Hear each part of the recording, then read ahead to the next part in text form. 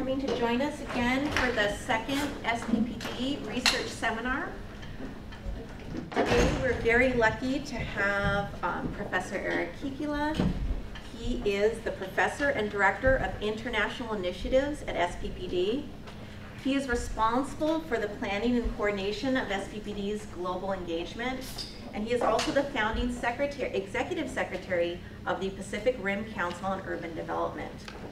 He travels all over the world, and so we're very lucky that he is here to tell us about some exciting work. His work is done on a wide range of topics that focus on geographical, economic, cultural, and historical factors that influence urban development trajectories. His work, I was also surprised, his work also includes, he's talented in both sophisticated quantitative and qualitative approaches. He's done spatial analysis, fuzzy sets, and agent-based modeling to study urban structure.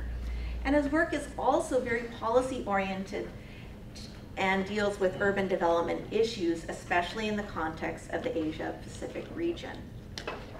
So he will be doing a presentation on his research on 7 Chinese urban prototypes. And we are also very lucky to be joined by Professor Tridib Banerjee, who is the James Irving Chair in Urban and Regional Planning. He is also the Director of Graduate Programs in Urban Planning. He will be the discussant of the paper. And Professor Banerjee's work is on the effects of globalization and the transformation of the urban form. He is also an expert in comparative international perspectives. And so we're very lucky to have both great senior colleagues here today. Thank you.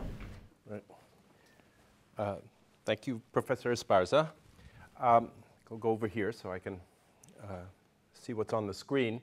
I know that my discussant, Professor Banerjee, needs to leave punctually at 1, so I should, if I had been a little more clever, what I would have done is try to find out in advance whether he was favorable or unfavorable about the paper, and then leave him, then I would know how much time to leave him for his remarks, right? This research is, as it says, it identifies 7 prototypes. Let me just jump right ahead and just hit the punchline for those of you who are just want to know what are the 7 prototypical cities. Here they are: Jilin, Liuzhou, Zhuzhou, Nanping, Xinyu, Chengde, Mianyang. And there they are on the map. So that's, this paper is about identifying 7 prototypes. I've identified them. You can all now enjoy your lunch, and we can turn to our discussant. Except that there may be some questions about that. One is, why identify prototypes? I mean, why would one go about the exercise? And even if one were to buy into the proposition that, yes, it's important that we identify some prototypical cities, it raises a second question is, well, how would one do that? So there's a kind of methodological question. And then the third question is, well, having done that, what do you do with it? How do you move forward with that? And then, of course, that relates back to this first point. So let's look at that first question about why would we go about identifying some prototypes? Well, it really has to do with the challenge of addressing urbanization in China, which, as you all know, is a huge place, and it's an immensely diverse place. And another thing that's interesting about China, it has 656 cities, and of course that's not to mention the 20,000 small towns in China, but 656 cities, and another unique thing about China, of course, is the fact that they have a fairly integrated, unlike here in the United States, they have a centralized, there's still many remnants of a centralized planning apparatus, right? Although increasingly more and more of development is driven through market-related processes, nonetheless, the overall planning process in China is still a very significant fact and presence. And in particular, we have these regular 5-year plans. The 12th 5-year plan has just recently been launched. And so this is a large tradition. And these plans are hierarchically nested. And so there is some scope for a kind of overall broad approach and engagement to managing urbanization in China in a way that we don't find in the US, right? Where in the US it's more kind of locality by locality is engaged, and there's not quite the same, there's not at all the same reporting up through getting, that you find in the Chinese context. Now one might argue, well, this is good, this is bad, but that's not the issue here. The issue here is to say, well, this is the fact. This is how planning for urbanization occurs in China. So let's think about how we can take advantage of these institutional mechanisms that are in place. So let's think about how we would approach management of the overall issue of urbanization in China. Now, and at the level of these very many, these 656 cities. Now, and in fact, in this research, I'm going to focus on, as you'll see, I'm going to focus on the 286 prefectural level cities. So these are the larger cities in China.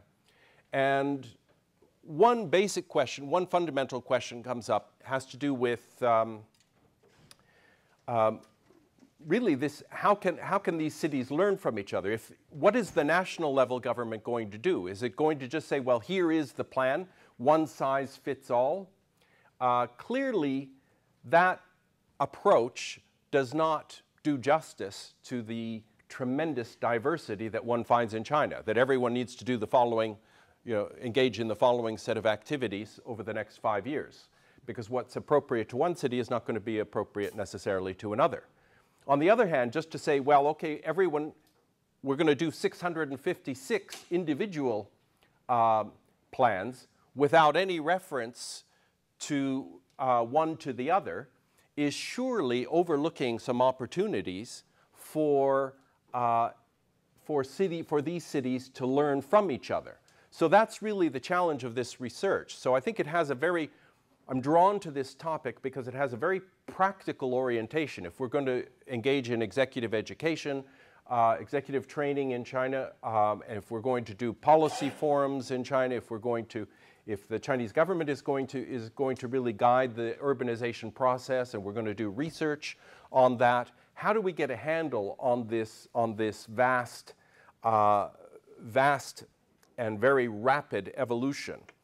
So that's really why we're looking to do this research. So I use a simple analogy, and forgive the sort of simplicity of the analogy, but it's that of a tailor. Imagine you're a tailor and you're trying to produce clothing that's going to be appropriate for hundreds of individuals. And if it's going to keep you very busy if you're going off and just trying to go after one after the other. There are all these folks out there, and hundreds, and you're trying to suit them all, trying to develop a product that suits them all. Well, one approach to that is to identify some prototypes, right? And then to think about ways so you can begin to tailor some of your activities, produce some of these activities to the prototypes, and then let individuals be drawn to those prototypes that are going to be most suitable for them. And so this is the idea, of course, behind some of our models of clothing. Just to continue the analogy, right? We put things on the rack, and people go and look for the clothing that suits their size, right? And so that's an alternative to having everyone individually tailored. And so it's a simple analogy, but it carries through in some way. I wonder if there might be a way to provide chairs for those in back. Okay, I think there are. So that's the basic motivation here. So the question then is, how can we do that? How can we develop meaningful prototypes? And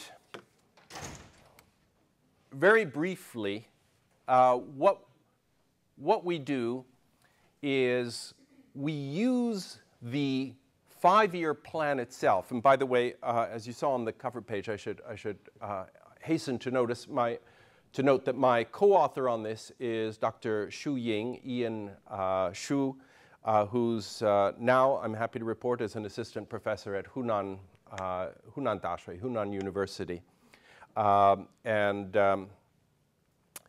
So we learned, in trying to do this, I should point out that one of the challenges we faced was how to identify meaningful kind of clusters or groupings of these cities.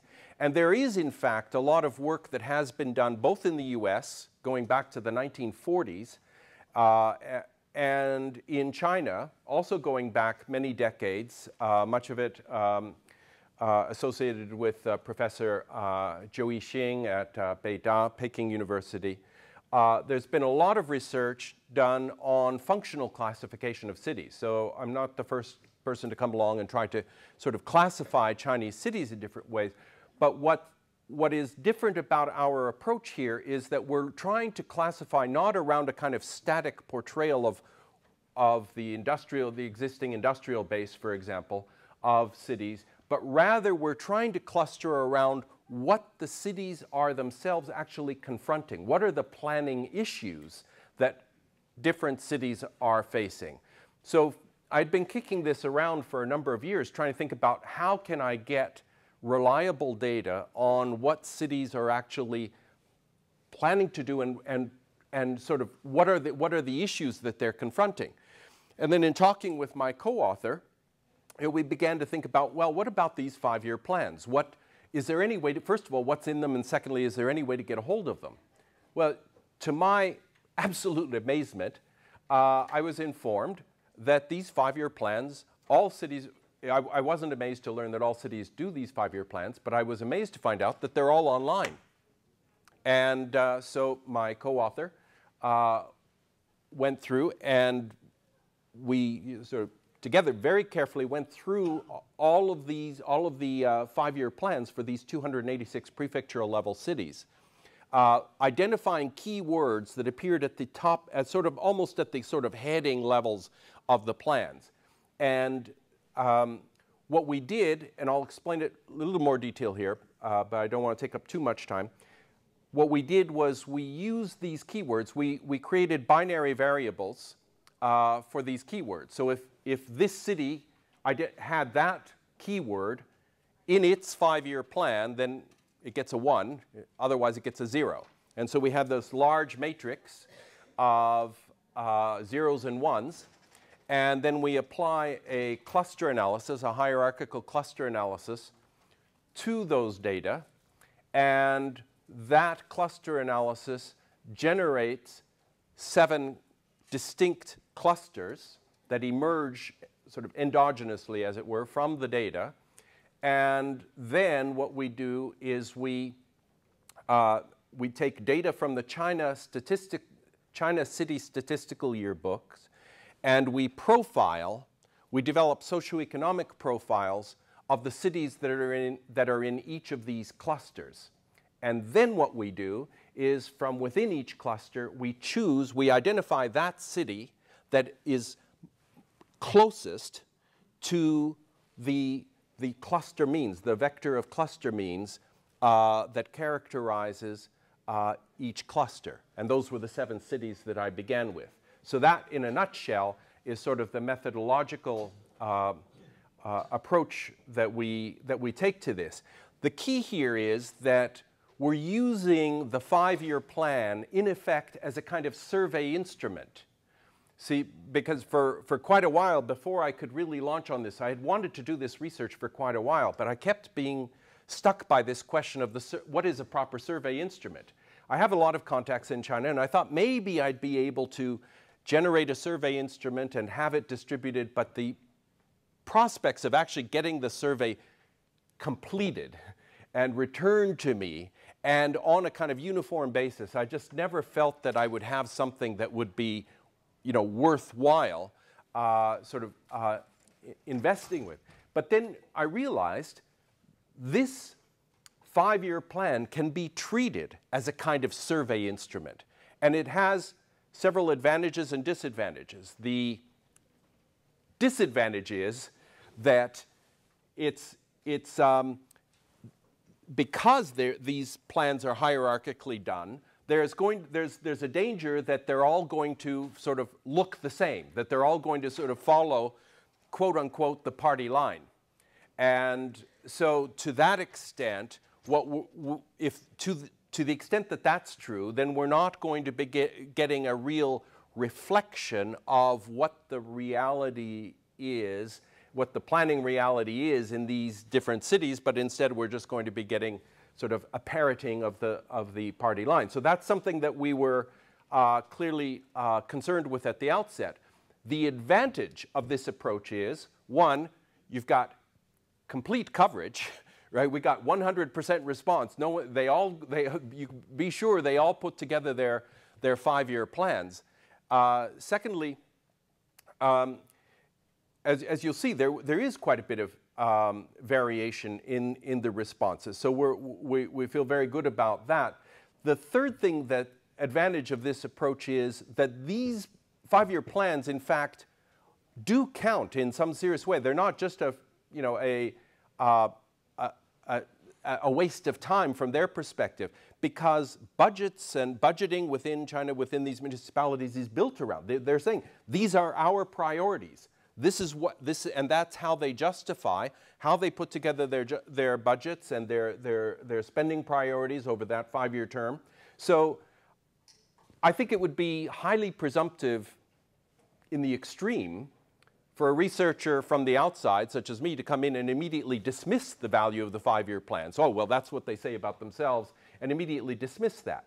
They've taken the time to fill out their own careful assessment of what they feel are the priorities that they face. It's all done on a consistent format. Let's take a look at what they're saying about themselves and see what emerges. So that's the general approach. For those of you who are not familiar with cluster analysis, and that would exclude all of you who have already taken PPD 525, because you were given a masterful treatment of that last fall. This is the basic idea. You start off, well, let me just start off. What are these dots? These dots are objects that are being sort of classified or clustered, right? Now, we're thinking of cities.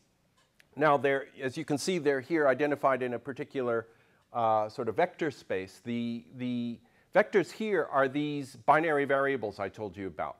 Now, here I just showed 2, but in fact, as I'll explain in just a minute, we actually have 11 variables, keywords, effectively, right? So we have 11 binary variables corresponding to 11 keywords, and each of the 286 cities is going to be located. It's actually a bunch of zeros and ones in a sort of 11-dimensional vector space.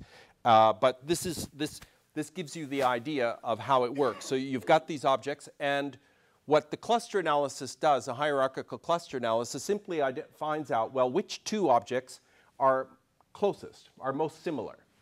And that creates the first cluster. And then the next cluster emerges on the same basis.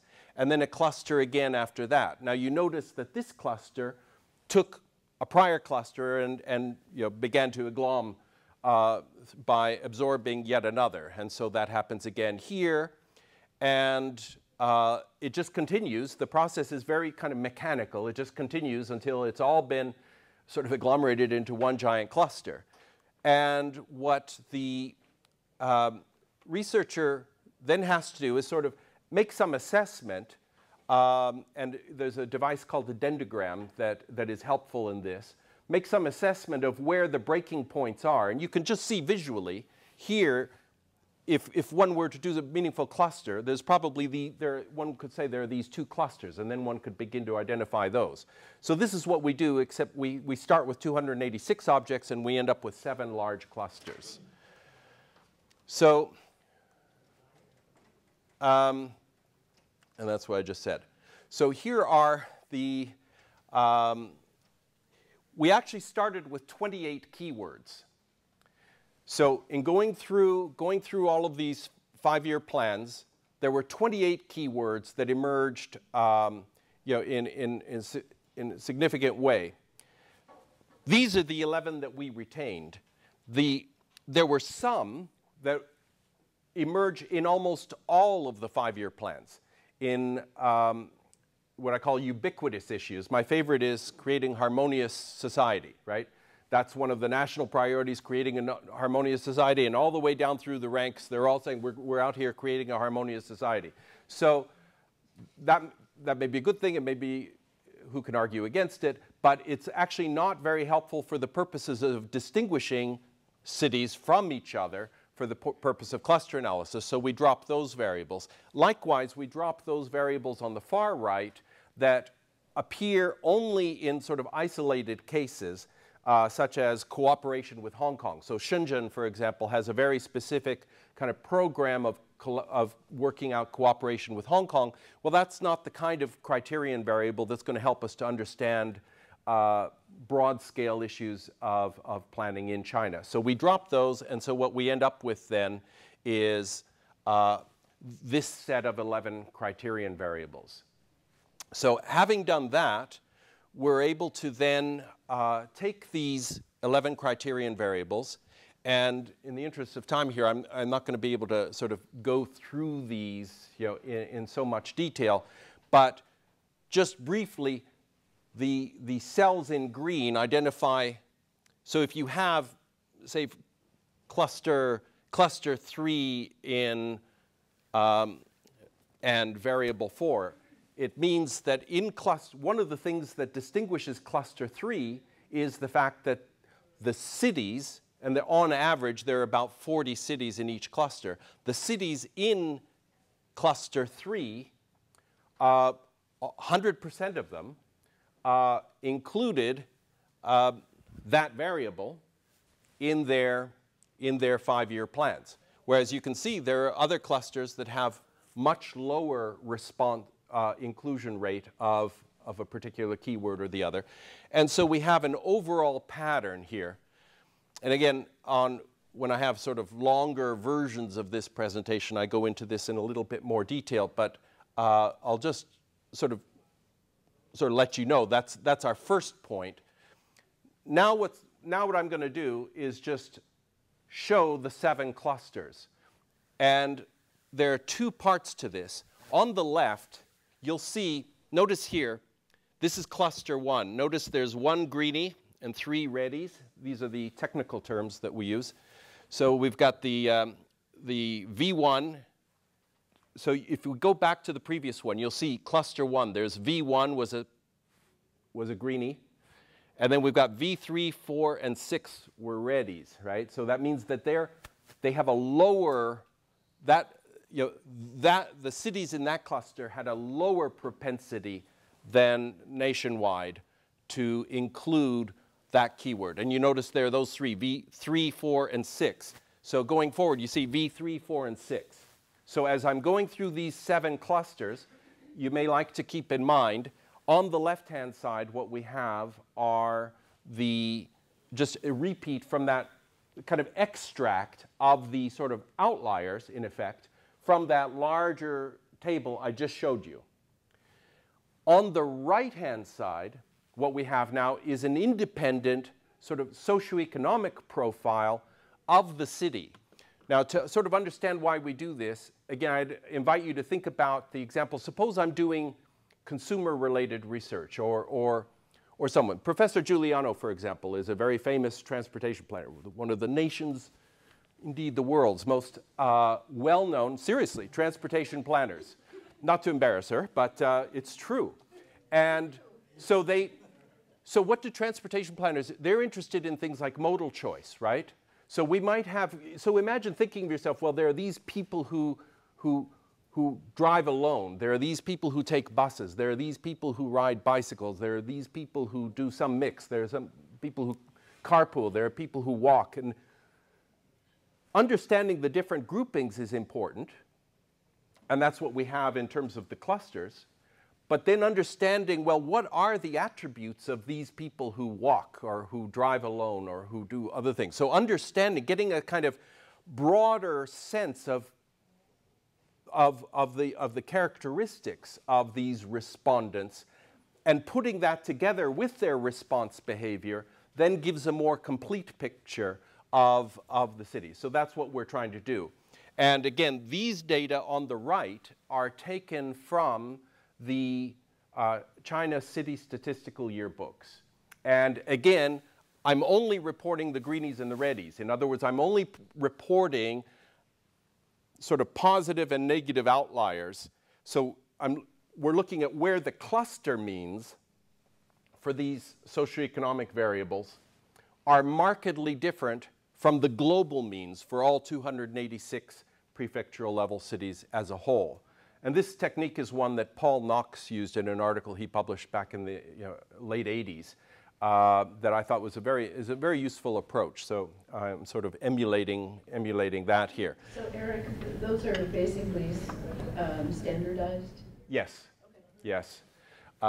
So a lot of slow kind of work, but this is what co-authors are for. So this, now if you put these together, what we have here, you can see we have a certain kind of profile. You can see that the cities have noticed that it's above average response in terms of things like a lot of services and amenities, environmental protection, green areas per capita, library books per capita, colleges per capita, public transportation per capita. It's clear that the cities in Cluster 1 are relatively livable cities as measured by these kinds of qualities. And that the focus there is less on urbanization and on balanced development and on intercity development than one finds in other clusters, but instead is more on issues of spatial distribution. And so we put those together, and these are the cities that one finds in Cluster 1. And so this is sort of our kind of summary of when you look at all that massive data, how would you sort of summarize it? And we've summarized it as Cluster 1 comprises highly urbanized, relatively wealthy and environmentally conscious cities that are now focusing on rationalizing urban land use. So, and the prototypical city is Jilin. So that's, if you look at that vector of cluster means, Jilin's socioeconomic characteristics are closest to that vector of cluster means using a root mean square sort of criterion of distance. And so that's Cluster 1. So we'll just do the same thing very quickly with the other clusters. So in the interest of time, I'm doing this each time. I'm just going to go ahead and hop straight to, well, I'll point out some of the things. Notice on the right here that in the greenies, we've got a large number of a large share of output in those cities that comes from Hong Kong, Macau, and Taiwan, and foreign enterprises output. So these are cities that have a lot of their economic activity is fueled by outside investment, plus their high amenity levels, high service levels, as we've seen, focused on balanced development, spatial distribution, et cetera. And so what we get then are these cities. What was this is Liuzhou, is the prototypical city here. And here are Liuzhou's sort of cluster mates. And what we have are cities with high population densities and with significant external component of economic output. Policy concerns on rationalizing urban land use and promoting more balanced development.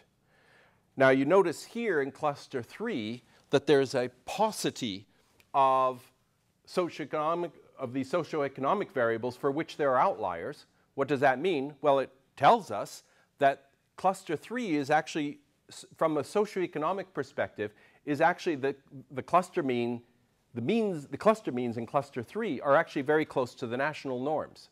So, and we can see here what the priority issues are, and the prototypical city is Zhuzhou, And these are cities for which their statistical profiles are close to the norm for China as a whole, with a policy orientation on rural-urban conversion and inner-city development. Likewise, here we've got Nanping being a representative city for Cluster 4. We have a positive focus on things like urbanization, managing the urbanization process, city management, and tourism. We've got, again, here we've got a relatively low proportion of outside economic activity from outside firms. And we've also got relatively low urban GDP. And these are high-density cities dominated by domestic state-owned enterprises, the SOEs and collectives. Policy focus on expanding urban boundaries, municipal services, and tourism. Cluster 5, you can see Xinyu is the representative city of this cluster. And what are some of the things that pop out? You can see there are a lot of red comes up in a lot of variables that you'd like to see green, right? So these are cities that are kind of lagging behind in terms of environmental protection, in terms of colleges, in terms of libraries, in terms of electricity consumption per capita, in terms of public transport, in terms of a lot of these kinds of services and GDP. And they've got a focus on positive focus on urbanization, inner city development. So relatively underdeveloped cities focusing on expanding and consolidating the urbanization process. We're almost done. Cluster 6, Chengde is the representative city of this cluster. And this one's kind of interesting, I find. It's got these positive indicators in terms of health care per capita, theaters per capita, colleges per capita, but their urbanization level and positive urbanization level. And what these cities, we surmise that these are relatively stable, smaller cities serving as service centers for surrounding areas. That get a lot of these, the reason they have sort of more libraries per capita, theaters per capita, we surmise is because they're surrounded by populations that don't have some of those services. And so these are kind of local, relatively localized service centers. And the last cluster, we often say last but not least, but in a way this is last and it is least. You can see this is red across the board. It's low environmental protection, low green coverage, low libraries per capita, low colleges per capita, low roads per capita, low urban GDP per capita. It's just these are cities that are struggling, and their positive focus is, in terms of planning, is on balanced development. Mianyang is the representative cities, and these we characterize as relatively undeveloped cities grappling with poverty reduction issues. So you can see from the analysis that we get we get a little bit of difference, and this is the way we summarize these. So this is all of this you've seen before. These are the representative cities. These are the sort of little summary remarks I just made. But you notice that this feeds in then very naturally in terms of how one of the things that SPPD is interested in doing is beginning to offer executive education training in China on a systematic basis, and thinking that there's a great need for capacity building there. Well, this provides an evidence-based means of going into these cities and thinking in a systematic way what might be the appropriate focus for those kinds of training endeavors. And so what next? Well, one is, in terms of just the research, we finished this as the 12th five-year plans got underway. Our research is based on the 11th five-year plan. So one obvious extension of this is to update it to the 12th five-year plan, but also to go back to the 10th five-year plan and possibly even before and ask the question, to what extent are these clusters stable or not? If every 5 years you've got a completely different set of clusters, well, that tells you one thing, whereas if these clusters were fairly endured in some sort of recognizable way from one five-year plan to the next, then that might give one more hope for thinking about basing some long-term strategies around that. And of course, another plan is to always to try to improve upon the data, add to the data, et cetera. So, and as I've just mentioned, developing some training programs that are geared to these. Also these PRCD style roundtable forums, these kind of policy forums offer. So I would like to see, for example, in each of these prototypical cities, have a roundtable forum where representatives from the other cities come in and talk about the kinds of issues that they might have in common. And the other thing is to, I would love to bring SPPD lab to these 7 cities to do the next stage of research. I personally want to go and see these 7 prototypes, right? I mean, this has been kind of done in the abstract, working with secondary data to go and to actually put boots on the ground and to stand in these places and to talk to the people there and to try to get an idea of what are these places really like and to what extent does one's experiential engagement with the cities accord with the kinds of messages that are seeming to come through from the data themselves. So with that, turn it over to my distinguished discussant. Thank you. I must say, I've been a fan of Professor Heikkilä's work because he's one of our colleagues who combines the 2 hemispheres of the brain in a very balanced way. Although he's trained as a mathematician and economist on the one hand, he's also, on the other hand, very creative and innovative and interpretive about the softer metaphorical kind of aspects of sort of the modern and postmodern modes of analysis. He's very, ambidextrous in both. And to some extent, this project is also shows his kind of creative approach to looking at some of the important problems of urbanization. Now, what I'd like to do, my comments in 3 clusters. Not, no pun intended here, of course. The first cluster has to do with the methods. Second cluster has to do with the urban theory. And the third cluster has to do with urban policy. Now, as you know, I'm not typically a very methodologist type person. Nobody could ever accuse me of being strong in methodology. But I did do some work with cluster analysis, and cluster analysis happens to be a kind of favorite model of mine also. And as you know, the cluster analysis is the multivariate analysis that kind of competes with the factor analysis. And a lot of the cluster analysis can also be done as a factor analysis. But I should tell you the one story about factor analysis. When I was a student at MIT, taking my statistics course in the Sloan School of Management, the professor there, Scott Armstrong, who is now at Wharton, made us read a working paper on factor analysis. And this paper began by a way of finding, I forget what the subject matter was, but it doesn't matter.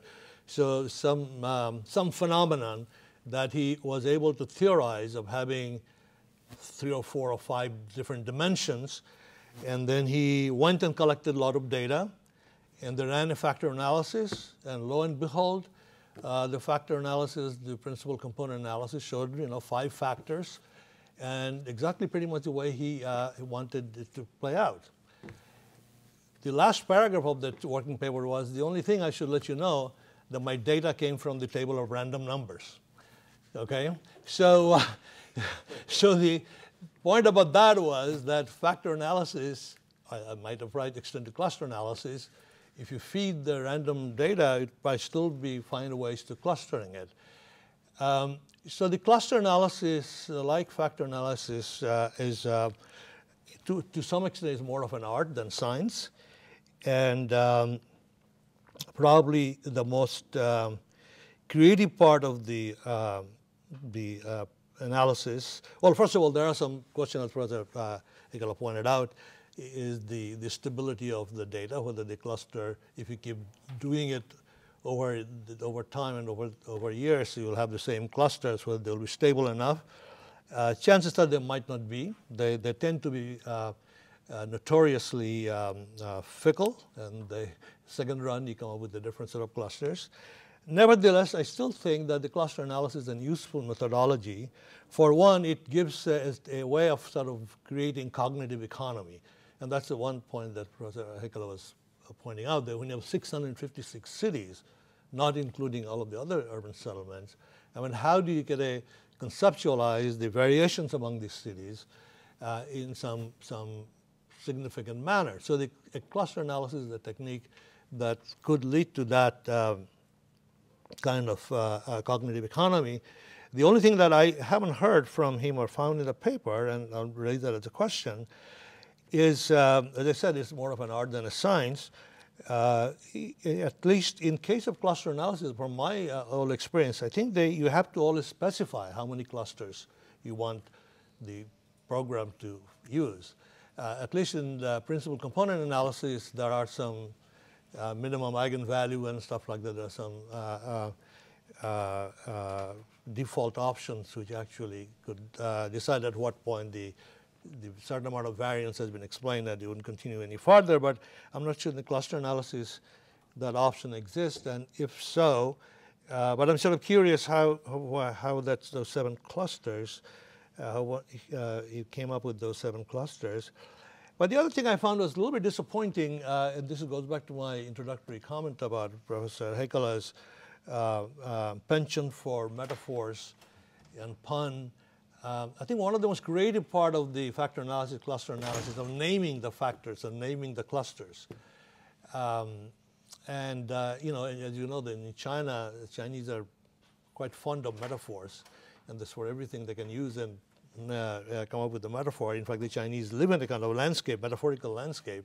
So in that cultural context, I would have thought that naming, giving the cluster a particular name, like poor cousin in the south or rich uncle in the north, something like that may have a potentially more policy impact than the long description. Now, the little bit of theory in that there have been sort of one way of classifying cities, of course, it's by their size. And there is sort of an old sort of concept of urban hierarchy, which the geographer used quite a lot, and see how the urban functions, specializations of urban functions vary with size. And there have been a lot of studies, Dennis Rondinelli and others, when they're looking at the identifying market towns. They did all kinds of analysis of looking at the kinds of functions and services that exist in the cities. And there are some kind of threshold of numbers of services that lead to the next class of cities. And I think in the Chinese urban distribution, I think there are already some existing groupings of cities by city size. So in this case, Professor Heikkila has chosen not to use that standard kind of an approach, which is really based on size of the cities and the presumed functions that go with the complexity of the function that go with the city. So he's really sort of looking at cities, they have a different kind of shared profile, and the size may or may not be relevant. So there might be a poor cousin of a small scale, and there will be a poor cousin of a big city too. But the similarities are they're both poor cousins, right? So, so that's a sort of an interesting part of this form of clustering, that it's going beyond the typical size-based categories that typically in urban theory and size class distribution analysis we often look at. The second point about this is I'm sorry, there's another point I wanted to mention about the methodology, and that is that it seems that, and I wonder if some of these, the variables chosen have some collinearity problems. In particular, for example, if I go back to the table, was it 3, I guess? Well,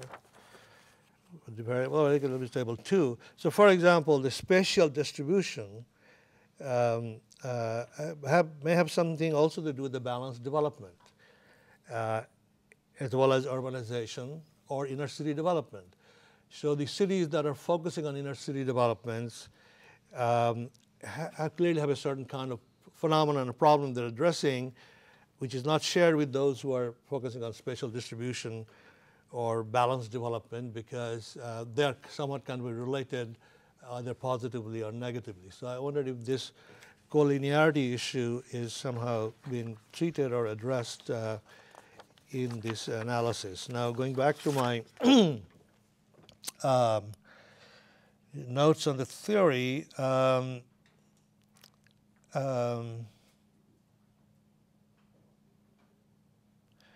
right. One other thing is that also it's a kind of methodology issue. Also, the one thing was not clear in the description of the China's 12-year planning process, whether these plans are kind of a sort of a bottom-up kind of a plan. Is it the national plan? Is a summary of the local plans, or is it the national plan is created first and then they give a directive to the local plan? So it's they say in China, you know, everything is what did it? 3 up, 2 down. That's how it works, right?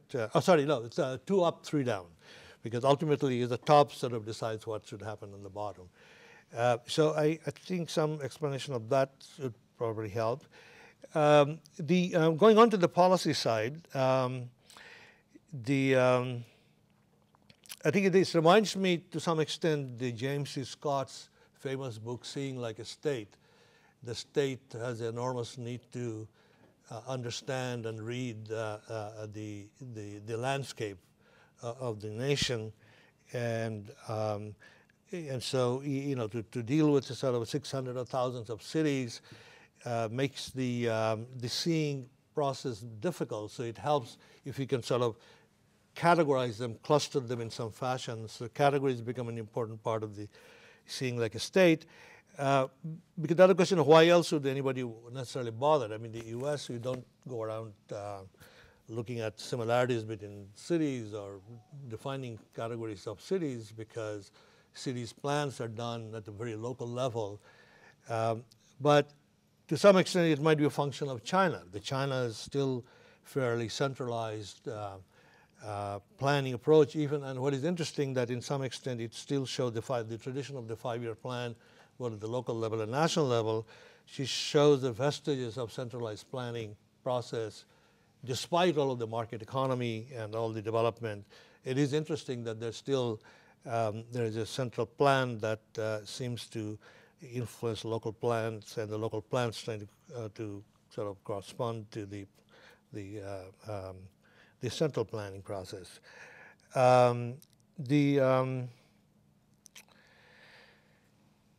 Right. The other few things. So there is sort of a vestiges of centralized planning that's still kind of affecting these the kind of premises of some of these studies.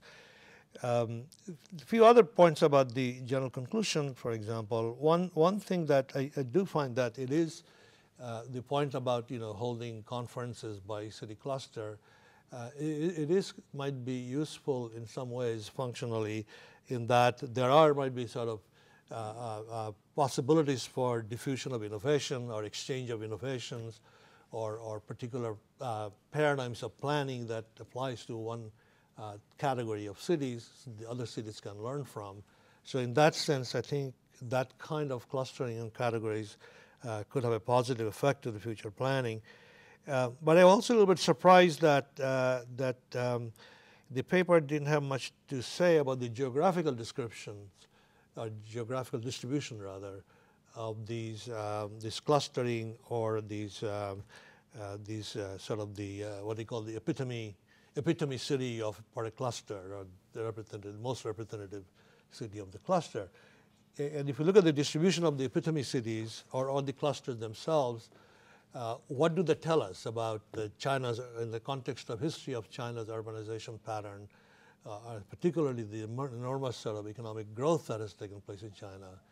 Are there some patterns or some explanations that can also help to understand the geographical description of these things? I mean, why are the poor cousins versus affluent uncles? Are there any particular kind of historical, geographical, as well as Chinese policy effect that led to that kind of distribution differences. I think I'm 1 minute short of my time for departure, so you can go after. Okay. Well, so since you do need to depart, I'll just respond first to your comments, if I may. Well, first of all, thank you. I mean, for giving that such a careful read and helpful comments. See, in terms of, well, I like your description of sort of the cognitive economy as a way of sort of explaining why to do this. When you talk about the sort of, in terms of the methodological points, when you talk about specifying the number of clusters, there are some different sort of modes or versions of cluster analysis. And so with many of them, you do need to specify. You say, I want 5 clusters or 7 clusters. And so for example, if you use a fuzzy classification, it's done that way. And with the fuzzy classification, you also get overlaps of these.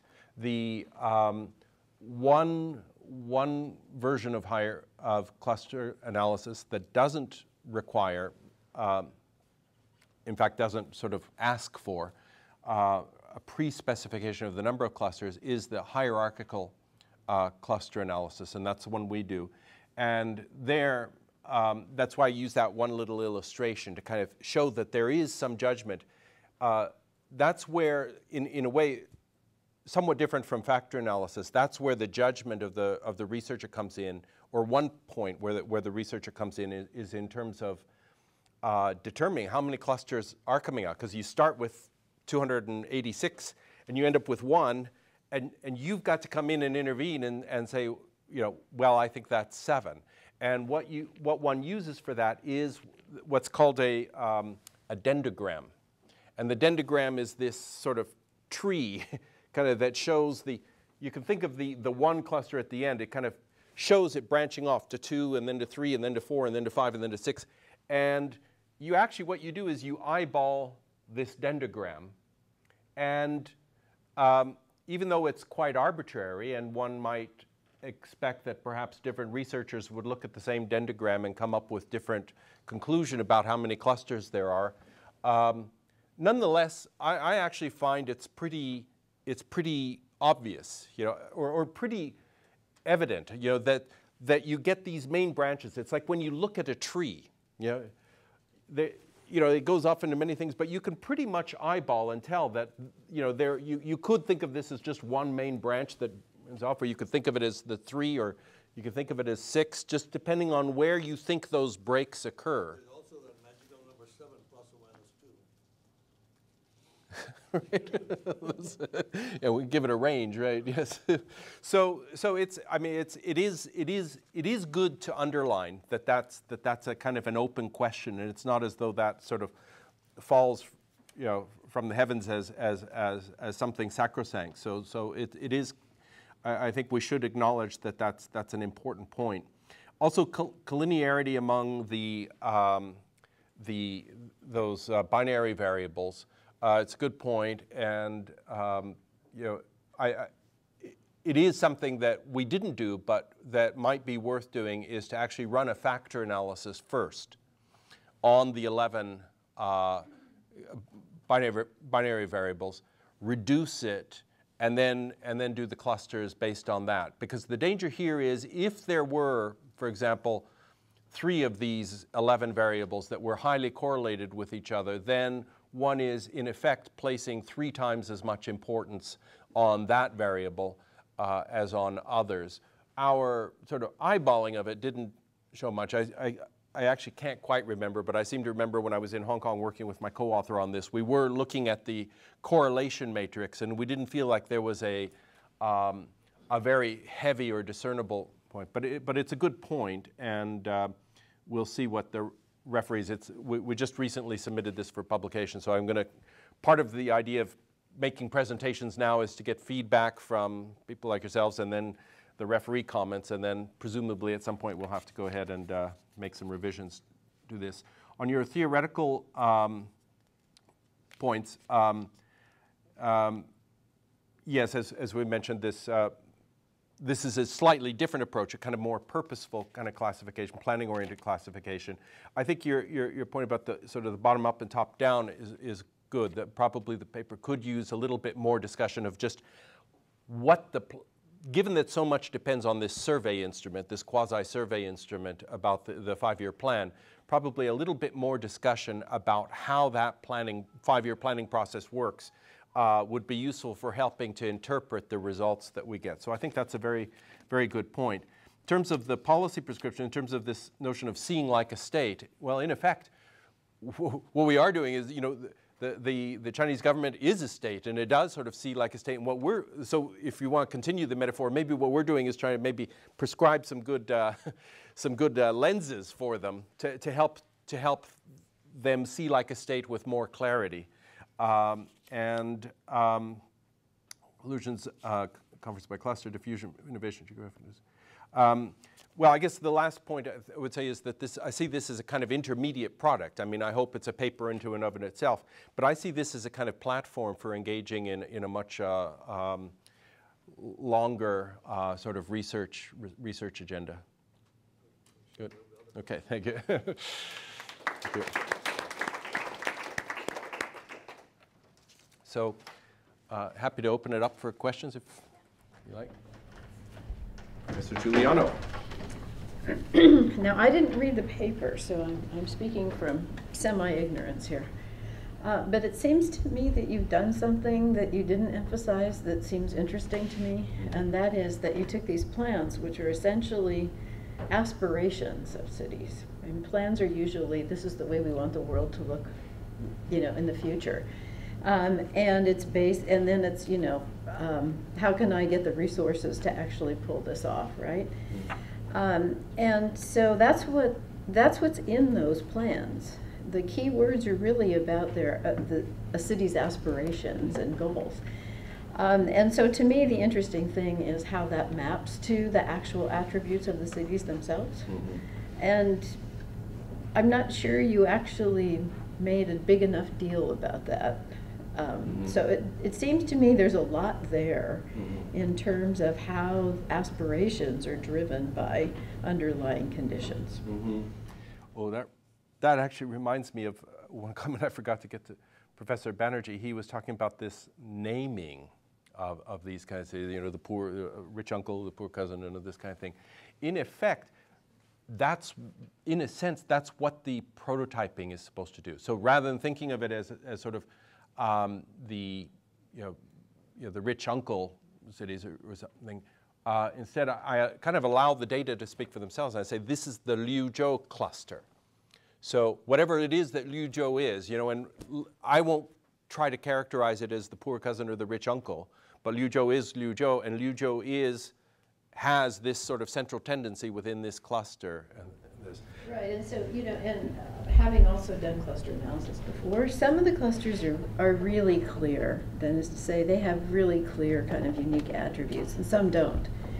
And your first cluster, all I could think of when I was sitting here is, aha, anti-sprawl in China, which sort of came through really strongly, that was a particular group that was way sort of in the progress of urbanization, was probably ahead of other places, had a very high level of affluence, and so could now afford to be anti-growth, right? And so it was really interesting, and so I'm just thinking of there's so much information that might be there that you could.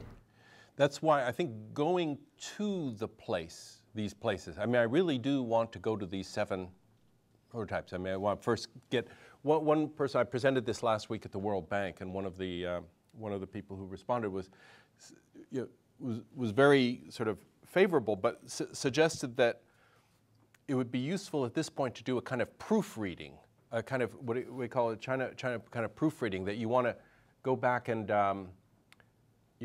see, for people who are from these places,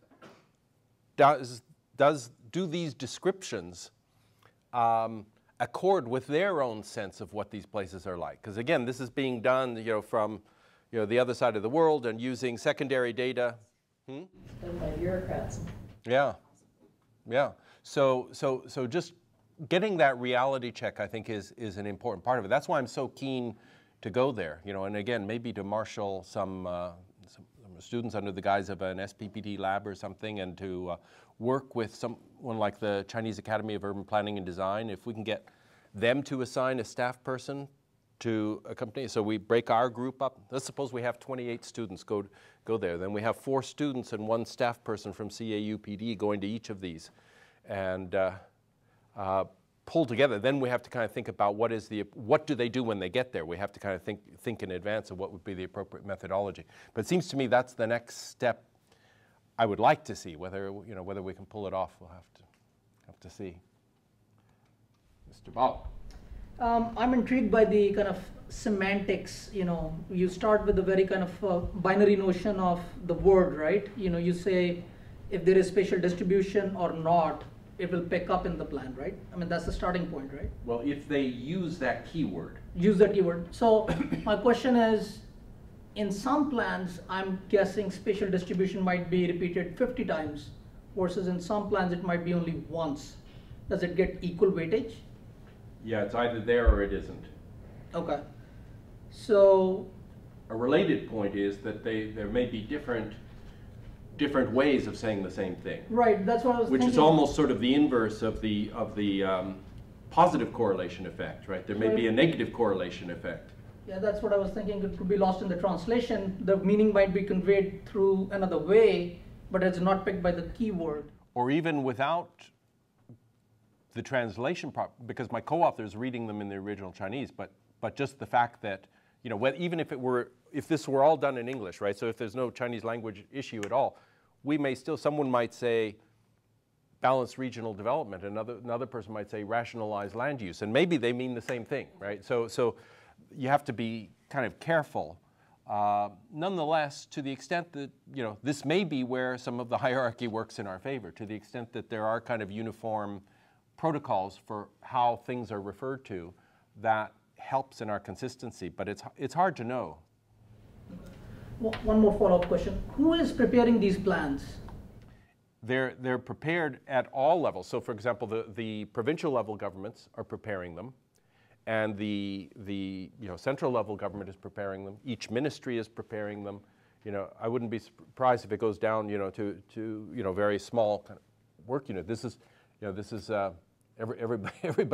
everybody's into it. The reason why I bring it up is I'm just thinking that an agency prepares it, and it happens often, even in the US.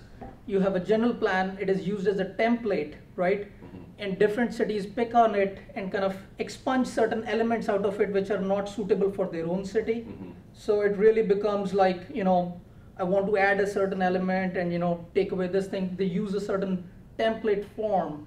Yes. And it's not a very kind of a bottom-up, you know, right. planning exercise. It's more of a addition and deletion. Yeah. You know, what is more. Yeah. And I think that's right. You know, the process by which these plans are created, and again, at the World Bank when I presented this, one of the people in the audience was someone who actually had prepared a plan for a city. So I mean, his comments were very interesting along those lines. You know, just in terms of what actually goes into them. And you're right. It reflects kind of to the extent to which, what extent is it bottom up, to what extent is it top down. One of the things that we did look for is to see whether there was any evidence of, for example, if there was strong similarity. Let's suppose there's a very top-down oriented, so that everyone in Guangdong province, you know, this is the party line in Guangdong province, and so all of the prefectural level cities in Guangdong province would answer the same way. But that's one of the reasons I show the maps. I mean, one of the things that we can see from the maps is in each cluster there's a fairly wide distribution of responses. So there wasn't at least at first glance, there's not a strong sense that everyone who was cluster 1 is basically in these 2 provinces, cluster 3. That would suggest a different kind of mechanism. So I was happy to see it this way, but either way it's informative. No other questions? Yes. In terms of urban planning and development, I understand that if there is a lot of red tape in terms of, like, I guess do you think it's open to international firms, like American firms, to go in and help with these urban planning development goals? And if so, I know that it's difficult because I know there's a lot of red tape in terms of government, and it's different with the laws and the regulations that they have here as opposed to China. So I want to know if you had any opinions on how that works, and if there is going to be an open market on corporations in America who have ideas or plans to help out with this. Do I detect a career objective? But yes, well, and that's exactly what we as a school try to support and cultivate. Is for those of you who are students here, is to learn to be able to kind of function in a kind of global setting. That's why we do these SPPD labs, for example, and bring students in and have a kind of client-oriented approach to that. And the short answer is yes. The evidence suggests. I mean, you can look. When I'm in China, I run across many people from the United States, from Europe, from mostly United States, Europe, but elsewhere. Who have set up consulting practices in China. So red tape doesn't apply as much to just kind of consulting. I mean, setting up a business anywhere involves some red tape, and setting one up in China involves perhaps more than some places, but maybe less than others. So, but even then, there are also firms that help you to deal with that kind of red tape. So, but the key is once you're in place and you get started, China is remarkably open to ideas, particularly with respect to professionalizing a lot across the board, not just in areas of urban planning, public administration, real estate development, and health administration, the kinds of things that we do in this school, but across the board. I just came from a meeting of sort of associate deans for international focus, and we were just going around the table kind of my counterparts, the international people from each of the schools around the campus talking about what they're doing. So whether it's pharmacy or law or engineering or accounting, dentistry, you name it, social work, education, all of them. So China is right now very, very much focused on moving to a more professionalized delivery of services rather than a kind of an ideological base, which 30 years ago, it was kind of an ideologically based orientation towards how resources were allocated. And it's moving very steadily towards a much more professional orientation. And so this may not last forever. At some point, they're going to probably figure out, well, we're doing it as well as the US or anybody else is. But right now, they're really wide open to learning. And so we actually have the Chinese Academy of Urban Planning and Design is going to be coming and visiting here. The president of the Chinese Academy of Urban Planning and Design in addition to him, 6 of his senior staff. They're going to come here. I hope that those of you who are interested in this topic will come on November 10th and meet with them or show them your support. CAUPD, this Chinese Academy of Urban Planning and Design, every year takes about 4 of our students and ask them to come and work with them there. So these places are very open. That's indicative, and we see a lot more opportunities like this emerging.